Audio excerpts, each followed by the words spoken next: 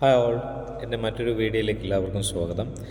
എൻ്റെ ചാനലിൽ കൂടുതലും ഒമാനിൽ ബിസിനസ് സെറ്റപ്പ്, പിന്നെ ഖത്തറിലും കുറച്ച് ഇൻഫർമേഷൻസൊക്കെ ഞാൻ വരുന്ന വീടുകളിൽ ചെയ്യുന്നുണ്ട്. ഇപ്പോൾ കൂടുതലും ഒമാനിലെ ബിസിനസ് സെറ്റപ്പ് റിലേറ്റഡ് ആയിട്ടുള്ള വീഡിയോ ആണ് ചെയ്യുന്നത്.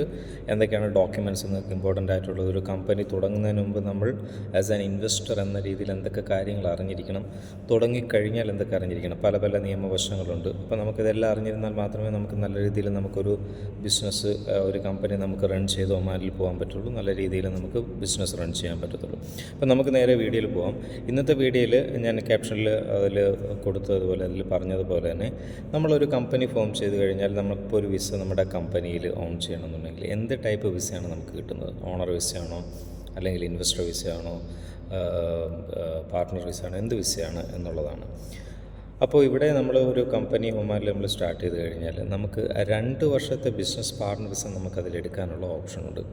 ഒന്നുകിൽ നിങ്ങൾക്ക് ആ ഒരു വർക്ക് ചെയ്യുന്നതിൻ്റെ കൂടെ ഒരു കമ്പനി സ്റ്റാർട്ട് ചെയ്ത് കഴിഞ്ഞാൽ ആ വിസ തന്നെ കണ്ടിന്യൂ ചെയ്യാം. ഇല്ല എന്നുണ്ടെങ്കിൽ നിങ്ങൾക്ക് കമ്പനി ഫോം ചെയ്തിട്ട് ഇതിലോട്ട് വിസ മാറ്റുകയാണെന്നുണ്ടെങ്കിൽ ബിസിനസ് പാർട്ട്ണർ വിസ ആയിട്ടായിരിക്കും നിങ്ങൾക്ക് വരുന്നത്. നോർമലി 2 വർഷത്തെ വിസയാണ്. ഈ 2 വർഷത്തെ വിസ 2 വർഷം കഴിയുമ്പോൾ റിന്യൂവബിളാണ്. സോ ബിസിനസ് പാർട്ട്ണർ വിസ എന്ന് പറഞ്ഞു കഴിഞ്ഞാൽ ഇൻവെസ്റ്റർ വിസ അല്ല, ഇൻവെസ്റ്റേഴ്സിന് കിട്ടുന്ന വിസയാണ്. പക്ഷേ അത് ഇൻവെസ്റ്റർ വിസ എന്നല്ല പറയുന്നത്, ആ ടൈപ്പ് കാറ്റഗറി ആണെങ്കിൽ പോലും. ഇൻവെസ്റ്റർ വിസ എന്ന് പറഞ്ഞാൽ ശരിക്കും 5 ഇയർ 10 ഇയർ അല്ലെങ്കിൽ പ്രോപ്പർട്ടി മേടിച്ചിട്ട് കിട്ടുന്ന ഒരു ഇൻവെസ്റ്റർ വിസ, അത് ടോട്ടലി ഡിഫറെൻ്റ് ആണ്. ഒരിക്കലും അതും ഇതായിട്ട് കൺഫ്യൂഷൻ വരരുത്. ഇത് ബിസിനസ് പാർട്ട്ണർ വിസയാണ്. 2 വർഷം 6 മാസത്തിനുള്ളിൽ നമ്മൾ തീർച്ചയായും ഒരു പ്രാവശ്യമെങ്കിലും നമ്മൾ ഒമാനിൽ എൻട്രി ആയിരിക്കണം, ഇല്ലെന്നുണ്ടെങ്കിൽ എക്സ്പയർ ചെയ്യാം. സോ ഈ ബിസിനസ് പാർട്ട്ണർ വിസ നമുക്ക് നോർമലി ഒരു റെസിഡൻസ് ടൈപ്പ് വിസ തന്നെയാണ്. പിന്നെ നമുക്ക് പറയുമ്പോൾ ഓക്കെ, ഇറ്റ്സ് ഒരു ബിസിനസ് പാർട്ട്ണർ വിസ, എൻ്റെ കമ്പനിയിൽ തന്നെ ഓണായിട്ടൊരു ബിസിനസ് പാർട്ട്ണർ വിസ ഉണ്ട് എന്ന് നമുക്ക് പറയാം. അപ്പോൾ ഇനി വരുന്ന വീഡിയോകളിൽ ഞാൻ കൂടുതലും ഇൻവെസ്റ്റർ വിസയെക്കുറിച്ച് കൂടുതലായിട്ട് ഡീറ്റെയിൽസ് പറയുന്നുണ്ട്.